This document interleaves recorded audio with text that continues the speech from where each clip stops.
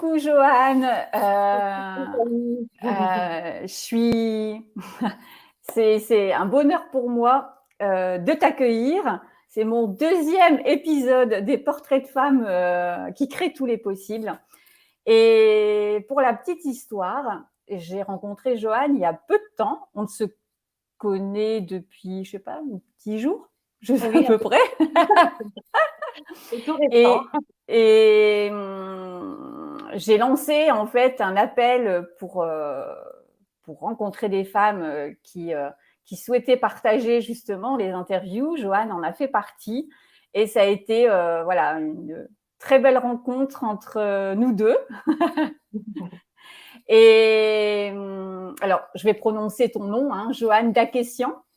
Et voilà, je vais te laisser parler de Tout est possible parce que moi, j'ai adoré. J'ai lu dans un post une partie de ton histoire que j'ai adoré parce que vraiment, pour moi, c'est dans ce que tu as raconté, et je sais qu'il y a plein d'autres choses aussi, mais ça a été vraiment voilà, une preuve que tout est possible et c'est ce que je souhaite apporter à travers les interviews. Donc voilà, je suis vraiment heureuse de t'accueillir et de partager ce moment avec toi. Voilà, c'est un vrai bonheur pour moi. Merci Stéphanie, c'est un bonheur partagé, amplement partagé. Merci de cet accueil chaleureux. Alors, si tu souhaites, on démarre avec la première photo, ça te va? Allez, c'est parti. Alors, cette photo, tu l'as choisie pourquoi? Parce que, voilà, on va savoir tout de suite ce que tu fais comme métier. Oui, là, c'est un peu. Ah, ça peut.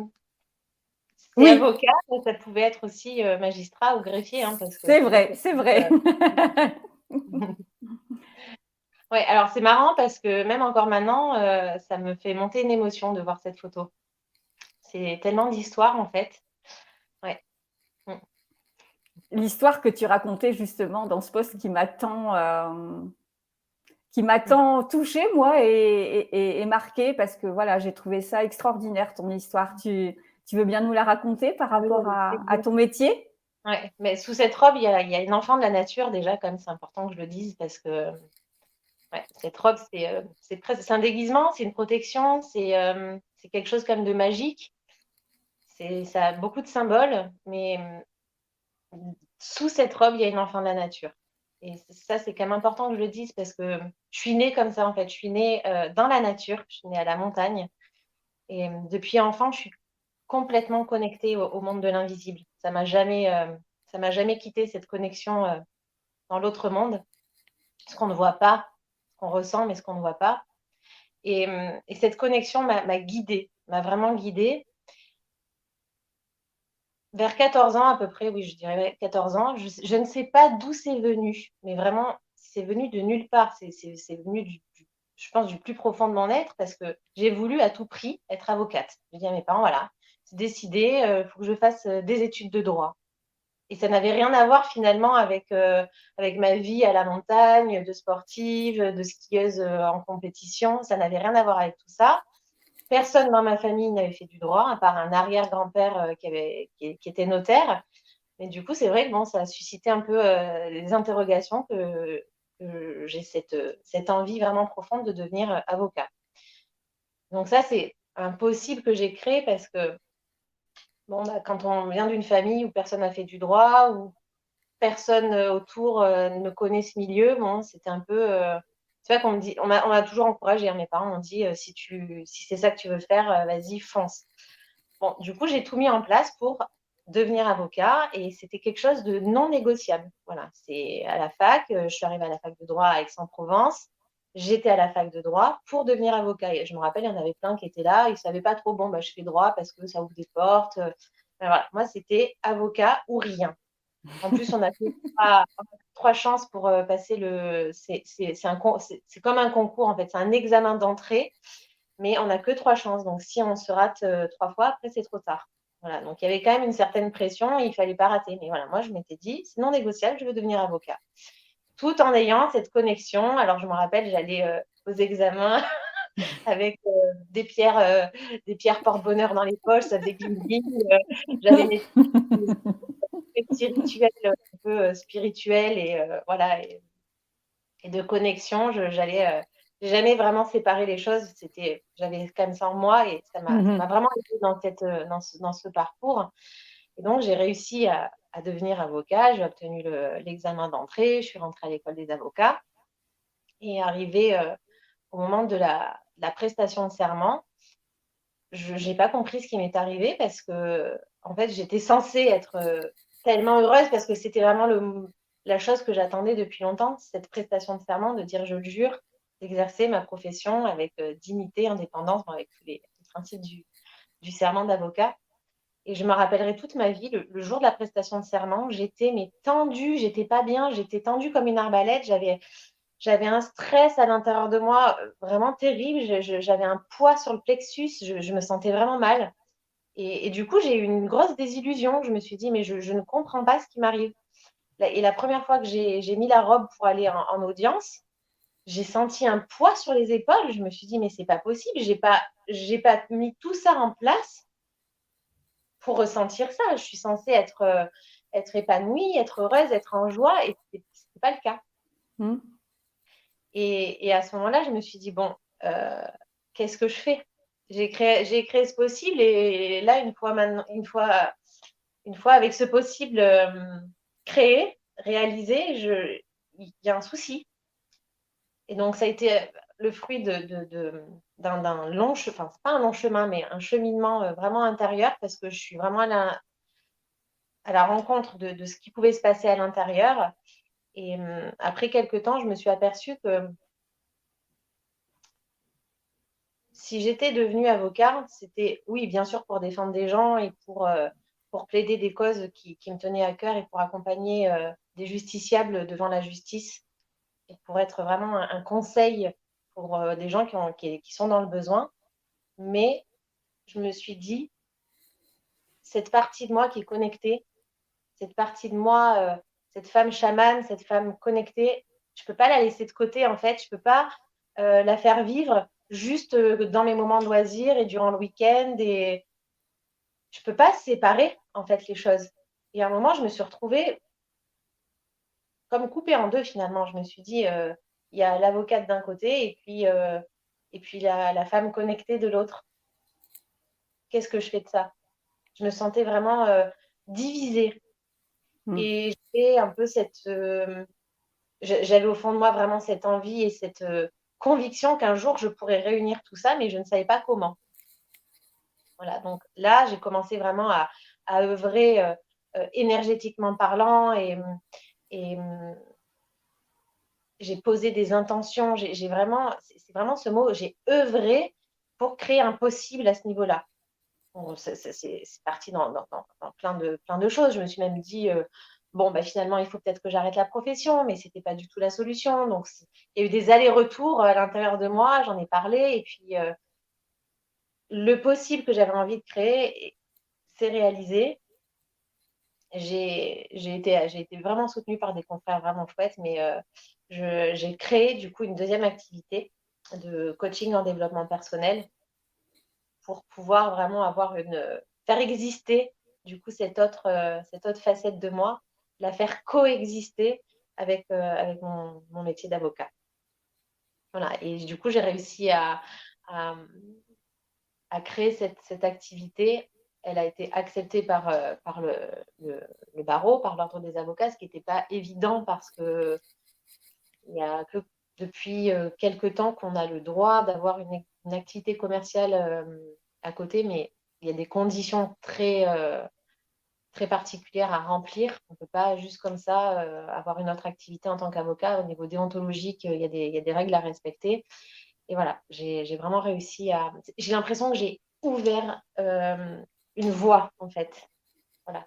Et ça a été vraiment une victoire, bien sûr intérieure. Hein, c'est pas quelque Mmh. chose que sur les toits, mais c'est quelque chose que j'ai vécu comme une victoire intérieure parce que je me suis réunie et du coup, je peux être euh, l'avocate chamane, en fait. Voilà. Et Oui, j'ai adoré quand tu avais dit que qu'on t'appelait Cham avocate. Comme avocate, ouais. Mais voilà, ça a été, j'y ai cru, mais c'est vrai que c'est passé par des moments de doute. Je me suis dit: «Mais est-ce Bien qu'un sûr. jour je vais arriver c'était insensé pour moi de ne pas pouvoir faire les 2. Je me disais: «C'est pas croyable». On doit pouvoir être qui on est dans notre entièreté sans avoir à se diviser et à se compartimenter. Alors, dans tel contexte, je peux être telle personne et dans tel autre contexte, telle autre personne. J'étais pas du tout, OK avec ça. J'avais envie de pouvoir exprimer qui je suis dans ma globalité en toutes circonstances. Je me souviens quand on a discuté toutes les 2, parce qu'en fait, quand tu as démarré, tu as démarré dans un cabinet, c'est ça? Enfin, Oui, collaboratrice dans un cabinet d'avocats. Je ne me suis pas mise à mon compte tout de suite. et Voilà. après, en fait, enfin, je pense que c'est un métier qui est quand même assez lourd. Enfin, voilà, il y a des dossiers, enfin, vous gérez des choses qui sont quand même assez pesantes. Et si je me souviens bien, hein, tu me reprends si je dis une bêtise, euh, tu t'es mis à ton compte parce que justement, tu avais envie de quelque chose de plus léger. Oui, c'est ça. Alors en fait, j'ai fait comme tout le monde. J'ai prêté serment et j'ai intégré un cabinet pour apprendre le métier. Parce que c'est ce qu'on nous dit. Il faut commencer en étant dans un cabinet d'avocats. Bon, c'est Alors, vrai je que peux peut-être mettre parce que ça représente peut-être cette photo-là. quand je me suis installée, c'était un vent de légèreté, oui.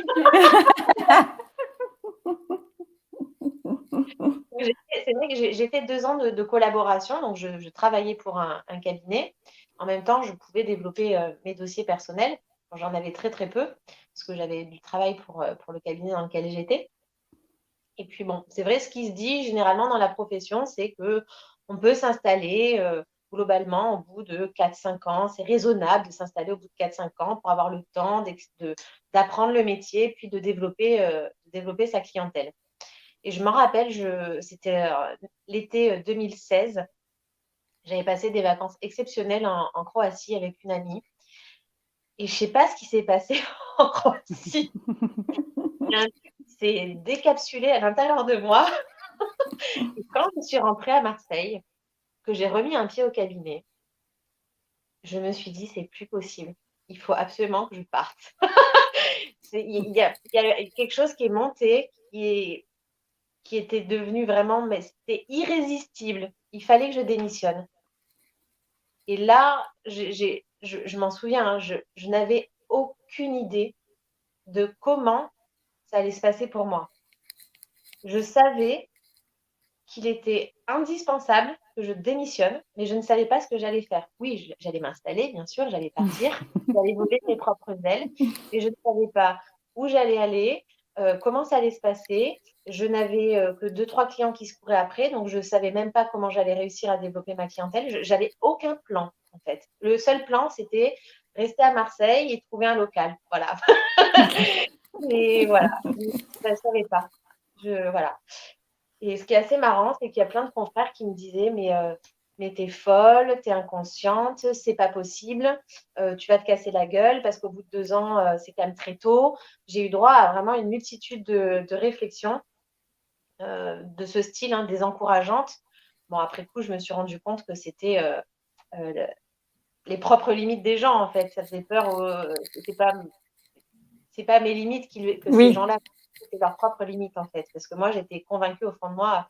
Je me souviens cette force que j'avais à l'intérieur de me dire non, mais en fait, je t'écoute pas. Enfin, c'est pas que je les écoutais pas, mais j'avais pas envie d'entendre leurs limites en fait. Ça me concernait pas. Donc je dis bah écoute, je me revois leur dire, écoute, moi j'ai choisi que ben c'était possible pour moi, donc non, je tente et puis si ça marche pas, c'est pas grave en fait. Je referai une collaboration ou j'en sais rien. J'avoue qu'il y a quelque chose qui en moi a poussé. Voilà. Ouais, Mais c'était ça plus fort que tout, en fait. C'était. exactement, c'est ça. Mm. Et je l'ai fait. J'ai sauté en fait. J'ai sauté dans le vide, sans savoir, s'il y avait des filets de sécurité. Et c'est Et là que ça a créé des miracles en fait. Et ça, c'est quelque chose que j'aime bien dire, j'aime bien transmettre ça, c'est saute sans savoir Mmh. sans connaître tes filets de sécurité et c'est là que tes ailes vont se déployer. C'est quelque Oui, c'est chose que ça. c'est vraiment, c'est quelque chose qui me porte en tout cas cette Mmh. réflexion et j'ai tendance à faire ça généralement, à sauter sans savoir. Bah, de toute façon, si on reste dans la sécurité, on reste dans le confort, dans les habitudes. Ah beh, j'aurais pu rester, encore longtemps en collaboration si je m'étais dit, dans mon petit mental, si je m'étais dit: «Bon alors, tu fais combien de chiffre d'affaires en clientèle personnelle? Tu as combien de clients? Tu as combien de clients potentiels? Tu vas dépenser combien d'argent, en charges fixes?» Mais si j'avais commencé à faire ce calcul, je ne me serais jamais installée. Mmh. Si j'avais commencé à calculer ce qui devait sortir en termes d'argent, je ne me serais jamais installée. Entre mon loyer de mon appart, le loyer professionnel, le leasing de la voiture, les charges ordinales. Bon, voilà, je me serais jamais installée. Et en finalité, Mais tout s'est passé super voilà. légèrement, ça a été génial. J'ai ça a été un souffle de liberté, mais incroyable, incroyable et tout s'est mis en place naturellement. Les clients qui sont rentrés, les confrères qui m'envoyaient des dossiers parce que du coup, tu t'installes, il y a des confrères qui ont trop de boulot ou qui ont pas envie de traiter certains dossiers, qui t'appellent: «Bon, bah, est-ce que ça te dit de traiter, tiens, ce divorce, j'ai pas envie de m'en occuper, est-ce que tu veux le prendre?» «Ah bah oui», et tout s'est fait naturellement et j'ai fait des rencontres incroyables et voilà. Et dans Et mon moi, champ des j'ai possibles, il y a aussi ce champ des possibles de créer des relations, magnifiques et de rencontrer des gens, joyeux, des gens positifs, tant, auprès des confrères que, auprès de mes clients, qu'auprès des magistrats. On entend beaucoup d'histoires, de confrères qui ont des difficultés, relationnelles avec d'autres confrères ou avec des magistrats. Franchement, ça a peut-être pu m'arriver de manière épisodique, mais ça a été très, très rare. Du coup, c'est vrai que je suis très heureuse d'arriver à créer tout ça. j'ai aimé quand on a discuté, quand tu parlais des clients qui venaient te voir et qu'on parlait justement du «tout est possible» et que ça, c'est quelque chose que tu disais quand ils arrivaient quelquefois avec un dossier où la situation paraissait complètement, fermée, bloquée et avec, bah, enfin, voilà, impossible quoi, en finalité et que tu leur disais, qu'est-ce que tu leur disais? Ben, que moi, je sais que c'est possible, donc qu'à partir du moment où ils mettent un pied dans mon cabinet, c'est que généralement, c'est pas possible. Que s'ils sont venus à moi, c'est que forcément, il y a quelque chose à l'intérieur qui demande à être réalisé. Donc j'ai des exemples de dossiers de divorce, où c'était très, très, très mal engagé, où, la personne arrive, dans une situation extrêmement conflictuelle avec son époux ou son épouse et où même la personne me dit: «Ben, ça va être compliqué maître, ça va être très compliqué. Il voudra jamais», voilà, souvent j'entends ça. «Ce sera impossible, il n'acceptera jamais telle condition», et en fait, moi, quand j'entends ça, c'est comme si, ça faisait comme si ça passait. Non mais attendez, je dis: «Je chopais ça», et je dis: «Non, ça en fait c'est faux. C'est une hypothèse, mais en fait, c'est pas une hypothèse intéressante pour nous. On va pas la prendre cette hypothèse. On va plutôt ouvrir et se dire: "OK, quoi d'autre est possible?"» Ça, c'est quelque chose que j'adore poser. Enfin, c'est une question que je pose même à moi, hein, quand il y a un truc qui se fait pas ou qui est bloqué. Je demande toujours, je tire jamais de conclusion. Je dis jamais: «C'est comme ça de toute façon, c'est trop tard» ou «C'est pas possible». Je demande toujours: «Quoi d'autre est possible?» Et ça ouvre énormément, Mmh. au niveau énergétique et au niveau du champ des possibles, ça Ah, ouvre. c'est Et sûr. j'ai toujours trouvé des solutions dans mes dossiers.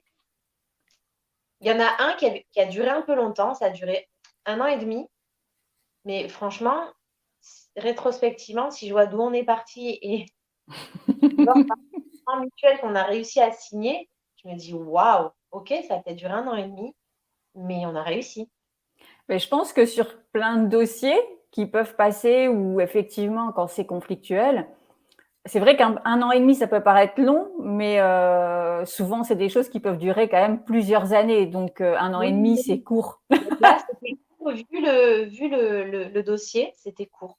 Mmh. Après, c'était pour parler avec le confrère, il y a eu des échanges, il y a eu des Oui. allers-retours. Ce dossier, je savais quand il est arrivé, dans mon cabinet que ça allait être initiatique, même pour moi aussi, parce que ça me, ça me, ça me demande de garder toujours, d'avoir toujours la foi et d'avoir confiance. Et je sais que cette confiance et cette foi, elle dépasse le temps. Alors des fois, oui, ça peut être instantané, ça peut être extrêmement rapide, et ça dépend ce que la personne, elle est prête à recevoir, elle est prête à changer, elle est prête à transmuter aussi. Ça dépend pas que de moi. Quand il y Oui, a un bien client, sûr. voilà. Mm. Si la personne, elle n'est pas prête à ce que ça aille mieux, elle n'est pas prête à ce que ça bouge, elle n'est pas prête à ce que ça se libère, ben, ça reste bloqué. Mais généralement, les gens qui viennent à moi, ils sont prêts à ça. Ah, moi, j'adore t'écouter. C'est vrai que voilà, tu ouvres vraiment, enfin, tu ouvres vraiment cette porte dans le cœur des gens, tu vois, dire, ben oui, tu montres que tout est possible. Et je trouve ça, voilà, de toute façon, c'est ce que je souhaite d'ailleurs à travers les interviews. Donc, C'est vrai que je leur montre aussi, c'est au-delà de montrer à mes clients, c'est montrer au monde, ouais. en fait, qu'on peut être un avocat sérieux, consciencieux, et en même temps euh, incarner cette dimension spirituelle dans son travail. C'est pas Alors, incompatible. justement, hop.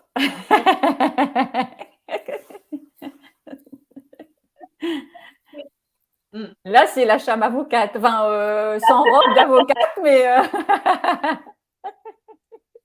Bon, j'ai pas passé le cap de prendre mon tambour et d'arriver en audience. ouais.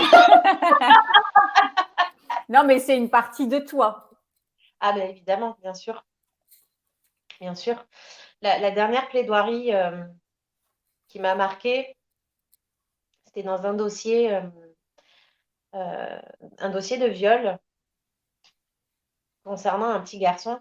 Il a été violé à l'âge de 7 ans et j'étais l'avocat du coup de cet enfant et de ses parents. Donc nous étions côté partie civile dans le dossier. Et ça a été un accompagnement très fort pour moi. Ça m'a demandé de vraiment tenir mes émotions, tenir ma Mhm. puissance, rester là en présence avec cette famille. Et ce qui a été magnifique, c'est que après, j'ai senti déjà pendant la plaidoirie qu'il se passait quelque chose parce que là, j'ai osé parler. J'avais 3 magistrats en face de moi et j'ai osé parler d'énergie, de magie. J'ai parlé vraiment de magie et de guérison. Je suis allée plus loin que d'habitude. Voilà. Avant, j'envoyais des petits messages subliminaux dans mes plaidoiries. Voilà, j'essaie d'envoyer des messages. Et là, j'ai pas juste envoyé un message. J'ai envoyé la sauce, hein, clairement. Oui, tu as mis les pieds dedans. Oui. Et en fait, c'était assez incroyable parce que les magistrats me regardaient vraiment de manière. Ils étaient vraiment impactés par ce que je disais. J'ai senti que c'était pas. Ils n'ont pas pris ça à la légère, en fait. Ils se sont Mm. pas. J'ai vraiment senti qu'ils se sont pas dit, mais qu'est-ce qu'elle raconte avec sa magie, quoi. J'ai senti qu'ils avaient vraiment accueilli ce que j'ai voulu livrer comme message. Et mes clients, c'est ça qui est génial. Ils m'ont dit, votre plaidoirie nous a guéris. Et franchement, c'était vraiment ma volonté. Alors, c'est pas ma volonté de les guérir, mais Bien sûr. mon intention quand j'ai préparé cette plaidoirie, j'en ai encore les frissons là d'en parler, Mm. c'était vraiment en tout cas d'engager, d'ouvrir cette possibilité de guérison pour cet enfant parce que quand tu vis ça, ben, même si c'est 5 ans après qu'il y a le procès, c'est difficile. Clairement, Mm. c'est difficile. Et j'ai vraiment voulu amener du soleil dans la vie de cet enfant. Et c'est vraiment ce que j'ai plaidé. Et c'était magique, c'était vraiment magique. J'ai demandé à ce que la magie de la justice puisse œuvrer parce que pendant un procès, il y a cette magie de guérison qui peut opérer instantanément. Et ça, je l'ai dit, en fait. Ah, moi, je trouve ça génial. Enfin, J'étais tellement heureuse quand je plaidais et quand je l'ai dit, je me suis dit, yes, je l'ai dit. C'est OK. Et puis même si en face, ils ne croient pas à ça, je crois que j'ai mm. même dit, je ne vous demande pas de croire ce que je vais vous dire, mais j'ai envie de le dire. Et là, je me suis dit, c'est bien, je passe encore un cap dans le fait d'assumer ce que je suis pleinement Mm. et même en plaidant, quoi. Mince, hein, j'ai pas à rester dans une case et voilà. Ça, c'est. Ça, je dois vraiment beaucoup à mon papa quand même parce que depuis gamine, il me dit: «Sors du cadre, tu n'as pas à être dans un cadre, sors du cadre». Donc j'ai quand même cette impulsion, Mmh. voilà, c'est aussi, ça c'est une petite parenthèse importante. J'ai des parents qui m'ont quand même permis et qui me permettent encore, de créer ce que j'ai envie de créer, mon champ des possibles. J'ai pas été limitée, Oui. éducation en tout cas, voilà. Peut-être à des niveaux inconscients parce que, les parents ont toujours des peurs qui peuvent Mmh. après mettre à leurs enfants de manière, invisible, de manière inconsciente. Mais en tout cas, dans l'éducation, j'ai pas du tout, été limitée, bien au contraire. J'ai été encouragée à aller, vers mes rêves. Oui et puis c'est ce que tu fais et c'est ce enfin, moi j'adore t'écouter. Si si tu veux bien, on passe à la prochaine photo?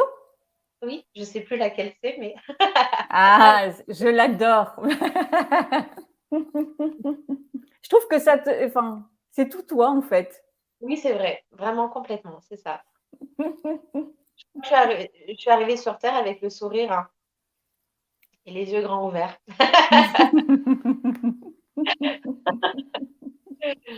Oui, je passe mon temps, je passe la plupart de mon temps à rigoler. Ça, c'est vrai. Et on parlait tout à l'heure, avant de démarrer l'interview, on a discuté un petit peu toutes les 2 et hem et en fait, ta nature joyeuse parce que pour moi, en fait, c'est toujours, tu vois, revenir au cœur. Dès que tu es dans cet espace, tu es dans Mmh. la joie, enfin voilà, tu es dans l'amour et ta nature comme ça fait que tu attires des choses, tu as créé d'autres choses, d'autres possibles. On a parlé d'autres possibles tout Mmh. à l'heure. On avait parlé de ton appartement, par exemple. Oui. Alors oui, c'est quand je suis arrivée, oui, oui, oui. Je suis arrivée à Marseille. Alors il fallait que j'habitais à Aix-en-Provence et j'allais, commencer mon travail d'avocat, du coup, à Marseille et il fallait que je trouve un appart sur Marseille. Marseille, ville du soleil, ville de la mer, voilà, c'est une ville vraiment, enfin, c'est absolument magique, cette ville, hein, petite parenthèse.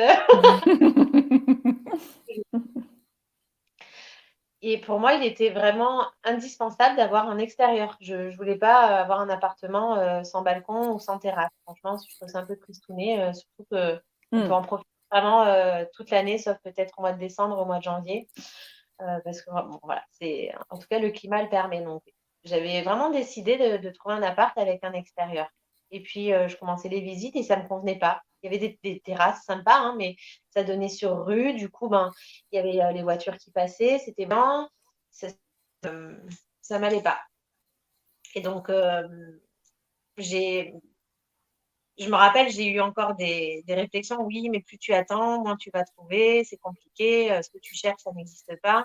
J'avais vraiment décidé d'avoir un extérieur et au fur et à mesure des visites où je voyais qu'il y avait des extérieurs donnant sur rue, j'avais recalibré ma recherche et je m'étais dit: «Non, mais en fait, je veux plus qu'un extérieur, je veux un extérieur qui donne sur un jardin ou avec de la verdure. J'ai pas envie d'un extérieur qui donne sur la ville avec le bruit et la pollution. Je veux pouvoir Mmh. étendre mon sans qu'il même, ouais, me détendre sur ma terrasse tranquille et pareil que quand, je racontais que je voulais m'installer: «Ah mais tu vas pas trouver, enfin ça va être compliqué», bah, là pareil, voilà, de toute façon c'est impossible de trouver ce genre de bien ou alors, tu vas payer une blinde, voilà, c'était, les limitations des autres encore une fois et j'ai pas eu besoin de beaucoup de visites pour trouver, bah, l'appartement que j'avais vraiment dessiné en fait, je l'avais visualisé, hein. Je suis rentrée dans l'appart, je savais que c'était le bon et en plus Mmh. j'étais la première à le visiter. Je l'avais vu sur Le Bon Coin. J'ai tellement senti avant de le visiter que j'avais déjà préparé mon dossier et à l'issue de la visite, j'ai dit à l'agent IMO: «Je vous en supplie, arrêtez les visites, je vous donne mon dossier, il est pour moi cet appartement, arrêtez les visites. Je veux être la première et la dernière sur cette visite» et en fait, l'agent IMO, elle m'a complètement, suivie et elle a pris mon dossier et l'appart était pour moi. Donc j'ai Mmh. trouvé un appart, hyper au calme, en plein centre, qui donne sur jardin avec de la verdure. Le matin, j'ai les oiseaux qui chantent et j'ai même une chouette, hulotte Ah! la nuit. Non mais oui, c'est incroyable. Je suis vraiment, j'ai pas de vis-à-vis et j'ai vraiment et j'ai ma belle terrasse où voilà, j'ai plein de plantes, j'ai mes transats, une grande table pour recevoir, je suis vraiment super bien, quoi. Donc, j'ai créé un possible dans un petit truc du quotidien. Mm. Voilà, c'est trouver un appartement, c'est quelque chose de la vie de tous les jours et je l'ai créé et de manière assez rapide. Parce que j'avais décidé que c'était comme ça et que ça existait pour moi, même si ça peut être rare, effectivement. On me le dit encore, hein, c'est rare qu'on ait un appart comme le tien. Ben Ouais, voilà, mais à partir du moment où tu y crois, de toute façon, où tu sais que tu vas trouver ce que tu souhaites, c'est bah, les ça. portes s'ouvrent. Après, j'ai une autre anecdote, peut-être un peu de ce style. Bah oui, ça va vraiment avec. Là, je déménage de cabinet parce que j'avais envie, ça fait 5 ans du coup que je suis dans les mêmes locaux et j'avais envie de changer pour m'installer avec 2 copines avocates. Et pareil, là, c'est monté d'un coup. Un jour, j'ai donné mon préavis à ma bailleresse, en fait, à la consoeur qui me loue le local, sans savoir où j'allais aller. Je n'avais pas d'abord Ah oui, tu n'avais pas cherché. cherché. Non, non, non. Bah, en fait, moi, je fonctionne comme ça. Je me dis, le fait de prendre la bonne décision, ça va forcément ouvrir. J'aime pas, si tu veux, j'ai pas ce besoin de me sécuriser en avance, Mm. comme les gens, par exemple, qui cherchent un travail avant de démissionner. Oui. Moi, je me dis, voilà, tu fais ce qui est bon pour toi et forcément, ça va s'aligner. Bah, le Donc, voilà, fait, c'est tu sautes, comme tu disais tout à l'heure. exactement. Voilà, tu sautes. Et Mm. donc, j'ai donné mon préavis. Et franchement, en 2 semaines, on a trouvé des locaux. Alors que c'était assez compliqué. En apparence, Com- voilà. Compliqué pour beaucoup, mais pas Pour pour beaucoup, toi. c'est compliqué parce qu'il y en a beaucoup qui cherchent, en Mm. fait. Et il y avait Mm. moins d'offres. Enfin, voilà, il y a beaucoup d'avocats qui cherchent Oui. à. Voilà. Et ce qu'on cherchait, c'est beaucoup demandé, en fait, Mm. en termes de superficie et, voilà, et de lieu, en termes d'arrondissement. Voilà, là où on cherchait, c'était bien demandé. Et c'est Mais si tu magique. avais pensé que c'était compliqué réellement, tu ne l'aurais pas fait. C'est que Je au ne fond de l'aurais toi, pas tu fait. savais que voilà que ça allait fonctionner. C'est ça. Et il y a eu une petite démotivation dans mon équipe, parce qu'on est 3. J'étais en vacances au mois d'octobre et les filles, elles avaient une visite et je leur avais fait complètement confiance parce qu'on a les mêmes goûts. Donc, je leur ai dit, écoutez, à l'issue, si ça vous plaît, vous m'appelez et vous me mettez en visio. Comme ça, moi, je vois. Et puis, Mm. si ça vous plaît pas, c'est même pas la peine que je fasse la visite virtuelle. Et elles m'ont appelé après cette visite. Elles m'ont dit, Jo, c'est la cata, c'était horrible, ça sentait l'humidité. Et moi, à distance, j'avais senti que ces locaux, ils allaient tuer l'humidité. J'en étais sûre, elle m'aurait dit, mais ça m'étonne pas, ça sent l'humidité. Et là, il y a eu une démotivation, elles m'ont dit, il y a eu des peurs qui sont remontées chez elles. Elles m'ont dit, oh là là, mais si on ne trouve pas, comment on va faire? On va se retrouver à la rue et tout. Et là, je les ai pris en visio les deux et j'ai dit, les filles. Et on a fait un truc énergétique, en fait. Je leur ai dit, bon, maintenant, on pose l'intention très claire qu'on va trouver, que c'est facile et qu'on va trouver les locaux de nos rêves. Comme ça, facilement. L'après-midi, je te jure, Stéphanie, l'après-midi même, et j'avais décidé, moi j'avais pas envie d'attendre, moi j'avais déjà Bah, c'est clair. donné mon préavis, j'avais donné mon préavis, c'était acté que j'allais forcément trouver. L'après-midi, une de mes collègues m'appelle, elle me dit, bon, ben écoute, le miracle, il vient d'être créé. Elle était au téléphone avec une consoeur dans un dossier, donc rien à voir avec notre histoire de locaux. Et puis elle lui dit, désolée, j'ai pris un peu de retard dans la rédaction de la convention puisque je cherche actuellement des locaux et que ça me prend du temps de faire des visites. Et la consoeur au téléphone lui dit, attends, mais tu cherches un local? Parce que nous, on s'en va, on déménage et on va laisser les locaux dans lesquels on en est actuellement. Moi, j'adore. Et donc, du coup, elle m'appelle, elle me dit, voilà, il y a ces locaux qui vont se libérer au 22 rue Paradis. Donc, c'est marrant parce que je pars du Rue 22 Paradis. rue Je pars du 22 rue Édouard de Langlade, donc je pars d'un 22. En plus, le 4, c'est un chiffre important pour moi. Pour aller, 2 et 2, voilà, pour aller au paradis. Et en plus, j'avais dit aux filles, vous allez voir, on va arriver sur notre petit paradis, sans savoir que ça allait être le paradis. Incroyable. Et la visite, elle a été calée. Non, mais c'est un truc de fou, hein. La visite a été calée. Moi, j'étais encore en vacances. Mais du coup, je l'ai faite virtuellement parce qu'on savait que ça allait nous plaire et donc j'avais Mm. décidé d'être là en visite virtuelle. Elle s'est faite le 22 octobre au 22 rue Paradis. Et le 22 octobre, c'est le jour du décès de ma grand-mère. La visite a eu lieu à 14h30 et ma grand-mère s'en est allée à 14h30. Donc ça, si c'est pas un cadeau, Ah, mais c'est clair. voilà, j'en ai encore les frissons. Et Ah donc, bah, oui, pour nos futurs locaux, voilà. Donc, c'est c'est une super histoire. Enfin, moi, j'adore. Et je dis hein, à chaque fois, je suis comme une petite fille hein, qui est en train de regarder un film ou écouter un conte ou je ne sais pas. Enfin, et j'ai des étoiles plein les yeux, quoi. Je m'émerveille.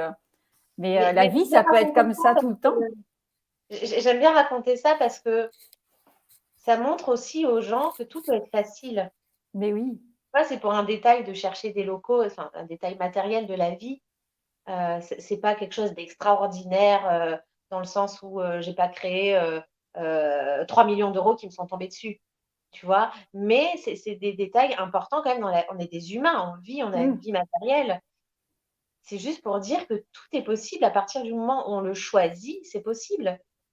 Et là encore, dans cette histoire de changement de locaux, il y avait encore quelque chose. C'est que moi, j'avais 6 mois de préavis. Donc, j'ai quand même pris un risque, hein, parce que 6 mois de préavis, c'est long. Il fallait que ma propriétaire, elle retrouve quelqu'un. Moi, je n'allais pas Mm. m'installer dans 6 mois. Oui, bien sûr. Voilà. Et bon, j'aurais pu payer 2 loyers à cheval, mais ça ne Mm. m'intéressait pas de payer 2 loyers en Bah, même c'est temps. clair. Mais là, pareil, je m'en suis complètement remise Mm. à l'univers. Mais vraiment, hein. J'ai dit, OK, bah, il me faut un repreneur, il faut quelqu'un qui récupère mon bureau avant les 6 mois, en fait. Hein. Mm. Pour janvier, ce serait bien pour janvier, parce qu'on s'installe en janvier. Hein. Pas de date possible, l'univers. Et en fait, il y a une collègue qui m'appelle un jour. Il y a... Ouais, elle m'appelle, puis elle me dit, écoute, j'ai pensé à toi. Est-ce que tu connais quelqu'un qui loue un local? C'est pour un ami parisien qui vient de s'installer à Marseille.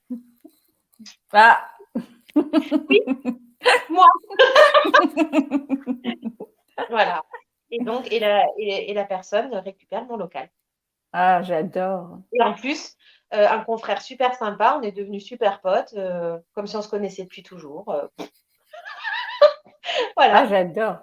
Mais tu tu sais, vois? tu dis c'est pas extraordinaire, mais en même temps, quand tu es dans la galère de chercher un logement ou quoi que ce soit, enfin un local, ça peut être, enfin ça peut être pesant. Tu sais, tu peux te sentir tellement mal par rapport à ça que, Oui, oui, bah oui. si, c'est quand même, enfin voilà, c'est tout était extraordinaire quoi. Ça peut paraître petit, mais tu sais, quand tu galères, que as cherché avant, tu cherches à vendre ta maison depuis 3 ans ou 6 mois ou peu importe, que ça te crée du stress, que tu te poses les questions si ça va fonctionner ou pas, et que tu réfléchis par rapport à l'argent, enfin bref, à toutes les conséquences qu'il peut y avoir, Mm. enfin, ça t'enlève quand même beaucoup de choses qui sont Mm. pas très agréables et inconfortables, on va dire. Donc ouais, c'est magique, enfin, j'adore. Mm. Moi, je suis Et contente. C'est vrai que c'est la vie de tous les jours aussi. On mais est c'est des êtres clair. incarnés, on a une vie matérielle et donc ça fait partie de se rendre la vie facile, c'est important quand même. Et tu vois, c'est ça que j'adore, c'est que tu montres, voilà, tu es la preuve que on peut se rendre la vie facile à partir du moment où on choisit C'est qu'elle est ça, facile, en fait. c'est ça. C'est pas parce que on a telle chose ou telle chose que on est né dans telle famille ou quoi que ce soit. Non, c'est juste un choix qu'on fait et que C'est tout ça. le monde peut faire. Mm, Il n'y a pas une question d'argent, c'est pas une question de, enfin, c'est une question de rien en fait. C'est juste un choix qu'on fait. mm. Moi, je dis toujours qu'on a toujours le choix. Il y a beaucoup de gens qui disent, ah, mais de toute façon, j'ai pas le choix. Combien de fois on Mm. entend ça autour de nous? De toute façon, j'ai pas le choix, il n'y a pas le choix. Mais si, en fait, de dire je n'ai pas le choix, c'est une excuse Et puis c'est pour déjà pas un faire. choix. C'est déjà un Oui, choix. oui, mais c'est une excuse en fait pour pas avancer, pour se Mm. conforter finalement dans un petit confort inconfortable. Mm. Voilà, moi j'estime que chaque seconde est une opportunité Ah, c'est sûr. pour un choix en fait. Mm. Et peut changer. en permanence. Je peux faire des nouveaux choix en permanence. Et même si c'est inconfortable, même si ce qu'on vit est douloureux, on peut choisir que ça soit plus facile, même si Oui, ça se fait par étapes. c'est Parce que ça. oui, ça va peut-être pas se faire comme ça en un claquement de doigts, mais ça se fait par étapes. Et si on le fait sur une seconde, plus une autre seconde, je dis toujours un pas à la fois, un jour à la fois, une pensée à la fois. Enfin, et c'est comme ça qu'après, on a des résultats extraordinaires, en fait. Moi, ce qui me guide vraiment, quand je pose une intention, quand j'ai décidé quelque chose, quand je fais un choix, vraiment, ce qui me guide, c'est la confiance que j'ai à l'intérieur de moi, Mm. que ça va arriver. Quel que soit le temps que ça va prendre, ça va arriver. Et quel que soit le chemin, parce que des fois, on pense à un chemin, Oui, et en fait, la chose qu'on désire, elle arrive par complètement une autre issue. Et c'est ça qui est magique. Et c'est pour ça que j'ai appris, du coup, avec le temps, avec, j'allais dire la sagesse, oui, c'est ça. Enfin, quelque part, c'est c'est sûr, ça. c'est une sagesse. J'ai appris à accueillir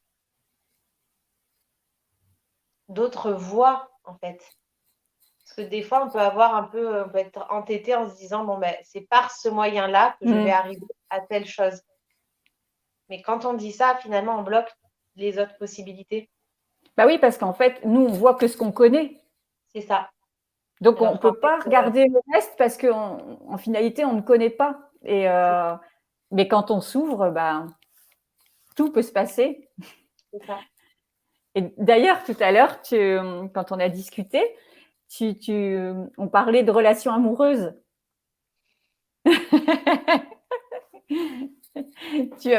T'as envie de nous en parler? Oui, surtout que ça fait écho avec cette notion de temps. Ah bah oui, c'est exactement ça. Alors, mais en fait, c'est des anecdotes de gamines, hein, d'enfants et d'ados, mais qui sont quand même qui sont fortes. Mm. Franchement, je pense que je devais avoir 10 ans. On était en vacances avec mes parents et mon frère. Et puis, il y avait d'autres enfants, en fait. Je sais plus si on était dans une résidence où il y avait plusieurs jeunes, plusieurs familles qui étaient en vacances. Et j'avais sympathisé, je m'étais liée d'amitié avec une petite fille de mon âge. Et j'étais tombée amoureuse de son grand frère. Ça, c'est des trucs qui arrivent souvent.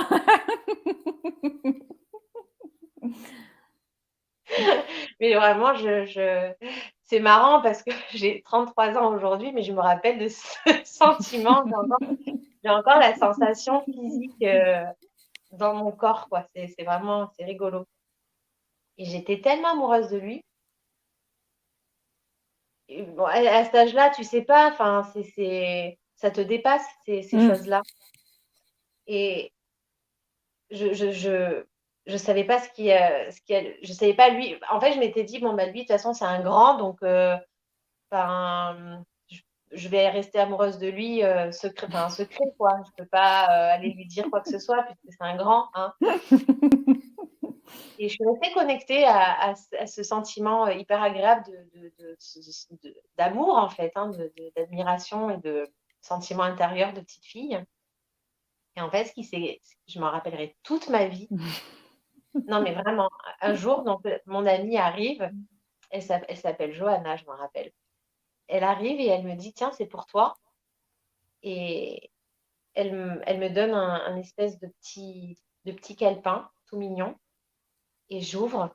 Et en fait, à l'intérieur, il y avait une feuille d'arbre coupée en forme de cœur avec un J coupé, pareil, dans une feuille d'arbre, un J comme Joanne, collé sur le cœur. Donc, il y avait un cœur avec le J. Et elle me dit, c'est mon frère, c'est pour toi. Et en fait, du coup, ben, je ne savais pas, mais il était aussi tombé amoureux de moi et il m'avait fait ce cadeau. Waouh. Mais ça m'a marqué à cet âge-là, ça, c'est quelque chose qui m'a marqué parce que à ce moment-là, je ne pensais pas que c'était possible. Mm. Et la réciprocité a été possible, en fait. Elle s'est avérée possible. Bon, après, voilà, j'avais 10 ans, je sais plus quel âge il avait. Après, je suis rentrée en vacances, Hmm. mais je l'ai gardé, ce cœur. Et Ah non, mais c'est. je trouve ça vraiment beau. Hmm. Et après, voilà, pour l'anecdote aussi,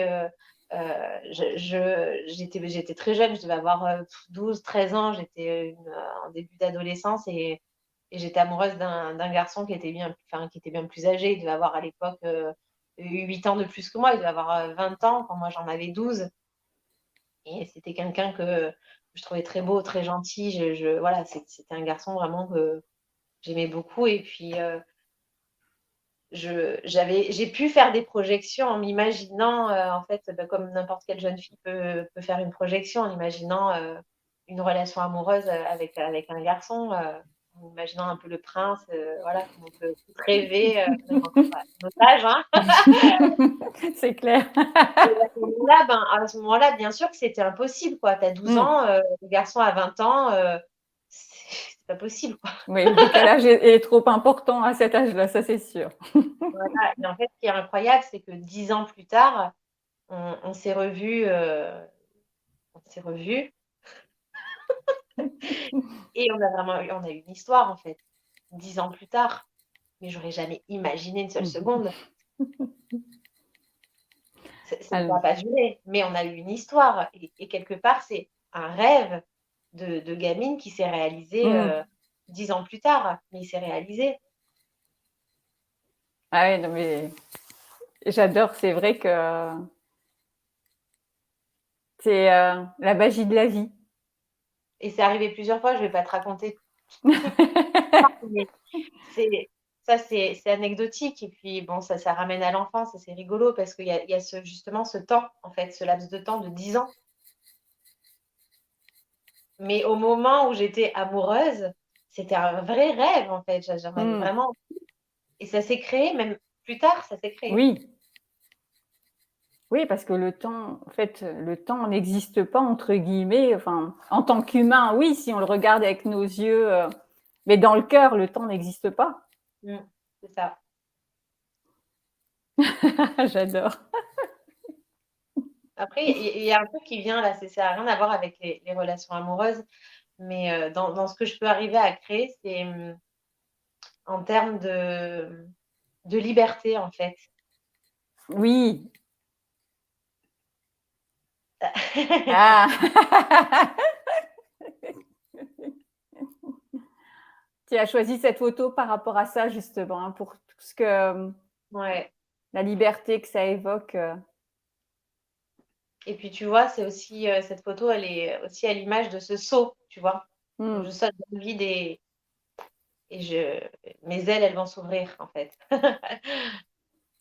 Ouais, Ouais, la vie m'appartient. Enfin, c'est. ouais. Je suis responsable de ma vie Hmm. et de ma liberté. Je porte ma liberté, en fait.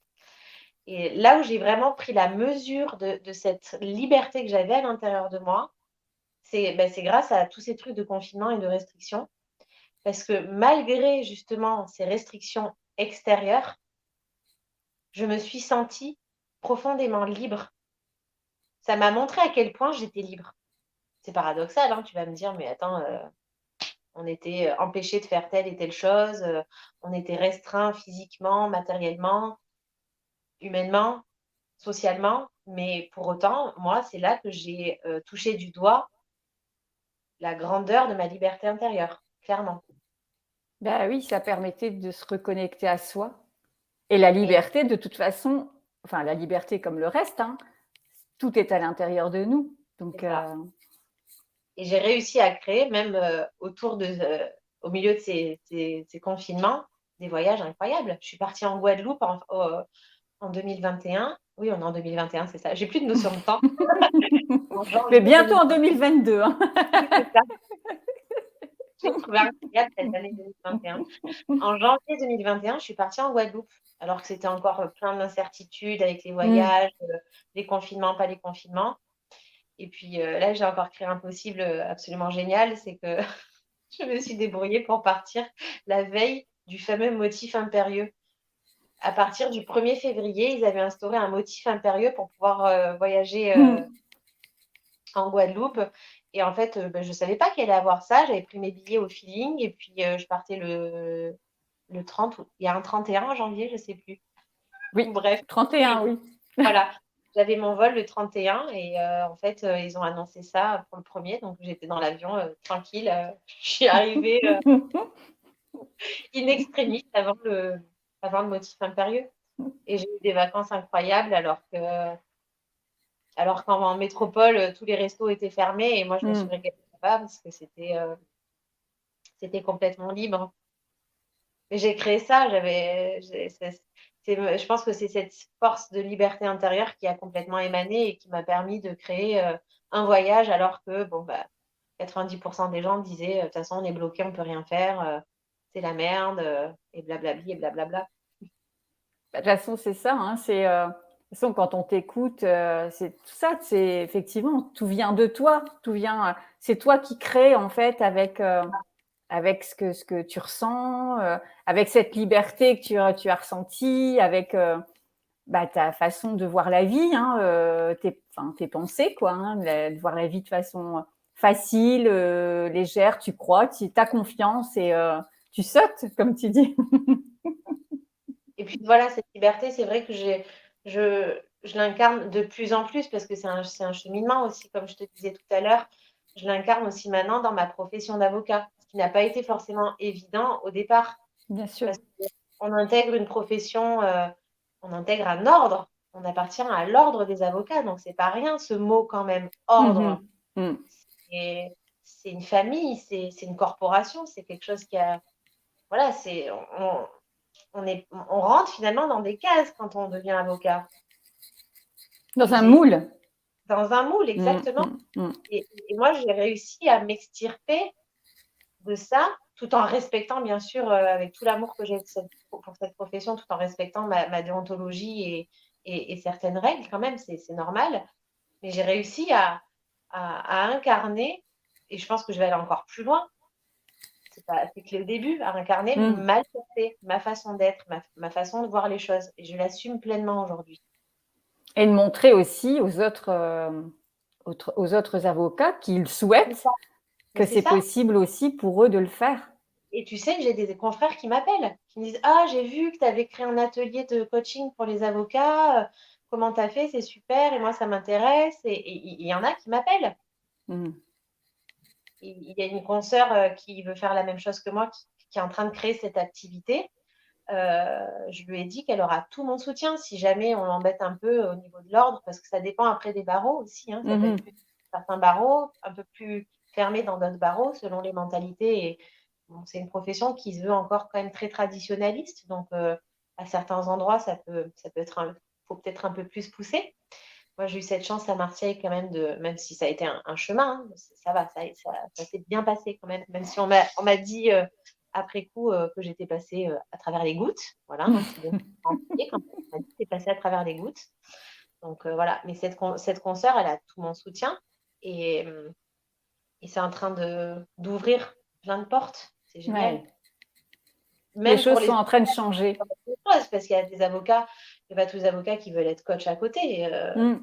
Ça peut ouvrir des portes pour complètement autre chose. C'est en train de changer et j'ai envie Mmh. d'œuvrer pour ça en tout cas. Pour, j'aime bien Ah bah, cette c'est idée de révolutionner. C'est vraiment quelque chose que je dis souvent. Si tu veux révolutionner ta réalité, ça passe par une révolution de ton monde intérieur, de tes mmh. croyances, euh, de tout ce que tu peux imaginer comme possible. Alors si, tu avais, une clé pour, les gens qui écoutent, voilà, ou qui vivent des choses pas faciles ou voilà, qu'est-ce que tu aurais envie de leur dire, leur transmettre? Alors, ça dépend où ils en sont, personnellement déjà. Ouais. Mmh. La première chose, c'est déjà essayer au maximum d'avoir confiance, de connecter à cette confiance intérieure et la confiance aussi du plan de l'univers, qui est toujours un plan parfait pour nous. Donc vraiment d'être dans la confiance de si ça se fait pas, si quelque chose ne se fait pas, c'est peut-être aussi que c'est pour le meilleur. D'être vraiment dans une confiance absolue, une acceptation. Ça, c'est la base. Mais après, vraiment, en clé du quotidien, ce qui peut aider, en tout cas, moi, ça, c'est quelque chose que je livre beaucoup dans mes accompagnements, c'est de devenir de plus en plus conscient de ses pensées, de ses croyances. Parce que notre réalité, finalement, c'est le miroir, le reflet de tout notre monde intérieur, dont nos pensées et nos croyances. Donc, si on met un maximum de lumière et de conscience sur nos pensées, on peut changer complètement notre réalité. Donc, si on observe qu'on a des pensées négatives ou des pensées limitantes, moi, ce que je propose, ce que je suggère, c'est carrément de les écrire sur une feuille, de les Mm. choper, c'est de dire, attends, là, je viens de penser que c'était pas possible, là, je viens de penser que telle chose était compliquée, là, je viens de me juger, là, je viens de penser que je suis nulle, que je suis pas assez, hop, et tout ça en note. Oui, parce que l'écrire, ça permet de prendre conscience et enfin, surtout oui, de le sortir parce que en fait, quand une pensée arrive, quand on ressent, par exemple, où je me sens pas à la hauteur, ou c'est pas possible, ça passe en fait. Et si on passe, on est en train de faire quelque chose, bah, on a ressenti ça, on l'a pensé, mais en finalité, 2 minutes après, bah, ça y est, c'est passé parce qu'on est passé à autre chose. Donc, La problématique dans tout ça, c'est que du coup, cette pensée, si tu la chopes pas pour la mm, changer, elle reste engrammée dans ton énergie. mm. Donc, tu vas recréer ça en permanence, le fait de ne pas te sentir à la hauteur, et tu vas même peut-être créer une situation où tu vas vraiment dire, putain, j'ai pas été du tout à la hauteur et c'est la cata, quoi. Ouais, ouais, c'est ça. Tu vas créer des expériences qui te font te sentir pas à la C'est hauteur ça, pour te montrer que, bah, que simplement que tu as transformé ça, tout simplement. c'est ça. Après, en fait, après, c'est un effort. Quand on n'a pas l'habitude, ce, le fait d'observer ses pensées, ça demande peut-être au début un petit exercice comme un muscle, en fait, hein, Mm. une partie de ton corps qui n'est pas du tout musclée. Au début, ben, ça va te demander un petit effort peut-être. Mais après, ton muscle, il va se développer et ça va devenir de plus en plus facile. La Et puis première après, fois que ça tu fais, crée. la première fois que tu fais des squats, tu vas certainement avoir super mal aux jambes et ça va te C'est clair. fatiguer. Mais d'un moment, tes squats, tu pourras les tenir pendant 5 minutes et tu n'auras même plus mal, quoi. Mm. Je Et après, ça fais crée. une forme de squat, mais ça m'a parlé, quoi. Non, mais c'est clair. Puis après, voilà, tu as un corps qui est plus beau et voilà, tu es fier de toi. Et c'est pareil pour les pensées. Et après, tout d'un coup, tu vois que bah, c'est plus facile. Tu vois que tu as Mais changé. On ne se rend pas compte toujours tout de suite en finalité, mais où les gens te le disent, que voilà, qu'il y a quelque chose qui a changé. Et puis tu te rends compte que bah, tu attires, c'est différent en fait, ce que tu après, moi, je vais attires. vraiment plus loin dans l'exercice, en tout cas, quand je le suggère aux personnes que j'accompagne, c'est vraiment d'aller au-delà, d'écrire sa pensée négative ou la pensée qui bloque, Qui limite. vraiment mettre une flèche comme symbole de transmutation et mettre la nouvelle pensée qu'on veut intégrer. Par exemple, si la pensée c'est j'y arriverai pas ou je suis nulle, tu peux la transformer en disant je fais de mon mieux et tout est possible. Voilà, ça peut être ça la nouvelle pensée. Je fais de Mhm. mon mieux, tout est possible. Et Ou quand je tu dis décide mettre une flèche, c'est barrer la pensée, c'est ça que, enfin la phrase que. tu mets la pensée négative, Mhm. t'écris, et après tu mets une flèche, Oui, et, qui et après trans. t'écris la Mm. pensée Ok. positive, en guise de transformation. En tout cas, Mm. cette flèche, pour moi, elle symbolise, ok, je pars de cette pensée négative et je la transforme. Ouais, Après, la ça peut être trans. un symbole. Tu peux Mm. mettre une étoile, il faut que le Mm. symbole parle. Un cœur, j'en sais rien, tu Mm. mets le symbole qui te parle pour matérialiser la transmutation de la pensée, en fait.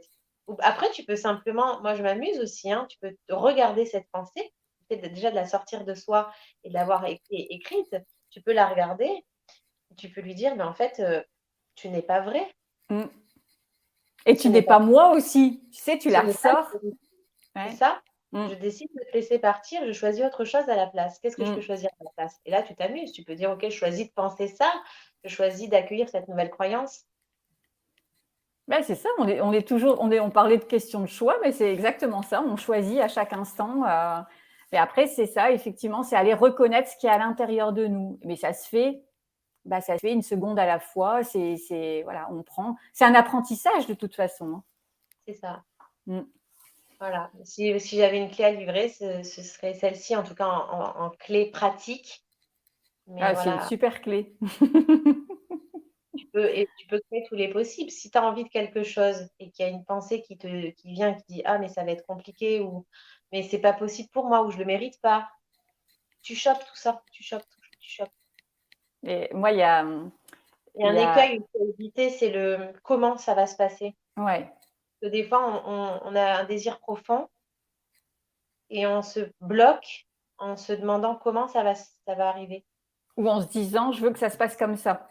Voilà. Mm. Et simplement, à ce moment-là, lâcher et se dire, ben, j'accueille la manière dont ça peut arriver. Je choisis que ça arrive et je suis prête, en fait, à Mm. accueillir et à vivre ce désir que je veux voir se matérialiser. Bah, on en revient à ce que tu disais, à la confiance, en fait, que de toute façon, tu auras l'idéal pour toi. Et moi, c'est des choses que je demandais souvent, parce que justement, enfin, je demande l'idéal pour moi, parce que c'est vrai que ça va au-delà de ce que même nous, on peut imaginer, en fait, l'idéal. Et souvent, qu'à chaque fois, j'ai reçu des choses au-delà de ce que je pouvais, moi, imaginer si j'y avais pensé. Exactement. Parce que c'est plus grand que. Mm. Des fois, c'est souvent plus grand que nous, en fait, hein. Ça nous dépasse. Donc, si on reste dans notre mental et dans les possibilités de l'ego, ben. C'est clair. Ah, un truc que je fais aussi, ça peut aider peut-être les gens. Quand je sens que justement le mental ou l'ego vient un peu embêter, vient un peu limiter par mécanisme de survie et de protection, hein, je lui demande gentiment à mon ego, avec amour, hein, bien sûr, faut pas le rejeter, hein. Non. Gentiment, je lui dis là, écoute, tu prends un peu beaucoup de place là dans cette situation. Je te demanderai avec amour d'aller faire la sieste, d'aller te reposer. Et tu reviendras quand tu seras tout reposé. J'adore faire ça. Et ça va pas. Je demande Ah non, d'aller mais faire la c'est sieste. et c'est non, mais c'est vrai qu'on a l'impression que ce sont des choses, tu sais, qui peuvent être qui peuvent paraître trop simples. Tu vois, ça peut paraître simple, mais c'est des choses qui fonctionnent vraiment bien. Oui, Ça permet vraiment de calmer et voilà, d'être pleinement après, d'être pleinement en conscience. Enfin, ça transforme réellement en fait. Seulement, faut l'appliquer. C'est tout. il y a des gens qui se sont déjà moqués de moi, hein, en me disant mais t'as craqué, c'est des trucs de bisounours, c'est machin, ça marche pas. Et puis généralement ces personnes-là, après, elles sont un peu revenues par curiosité. Ah, mais en fait, je vois que ça marche chez toi. Bon, bah, je vais peut-être un peu essayer. Et puis finalement, c'est des personnes qui à chaque fois m'ont dit bon, ok, ça marche. C'est sympa quand même ce que tu dis. Mais on s'est moqué de moi, on continue de se moquer de moi parfois, hein, mais je m'en Oui. fous complètement parce que ouais, ça marche pour moi. Donc, Bah, en tout cas, c'était vraiment, enfin, je suis super heureuse d'avoir partagé ce moment avec toi, oui, moi qui, aussi, est, c'est mon qui a été plaisir. vraiment riche en, en magie. En fait, c'est ça qui me vient, en fait, parce que moi, c'est vrai que il n'y a rien de magique là-dedans, bien sûr. Mais voilà, moi, je vois ça, dès qu'on rentre dans cet aspect du tout est possible, des possibilités infinies, la façon dont on a justement cette capacité de créer ce qu'on souhaite dans notre vie. Dès qu'on Mhm. rentre, pour moi, je vois ça comme cette petite fille qui regarde avec ses yeux émerveillés. Et voilà, j'ai des étoiles plein les yeux et je te remercie parce que vraiment, ouais, tu m'as mis des étoiles plein les yeux tout le long de notre interview. Ah, c'est adorable, merci. Si je vais mettre voilà, toutes les personnes qui auront envie de te retrouver voilà, auront les liens que je partagerai au-dessus de la vidéo. Toutes les personnes qui ont envie de se marrer peuvent me contacter. Exactement. Et je te remercie beaucoup, Joanne. Et puis, C'est voilà. ton accueil. Merci beaucoup d'avoir ouvert cet espace. C'est vraiment chouette. Je me suis régalée.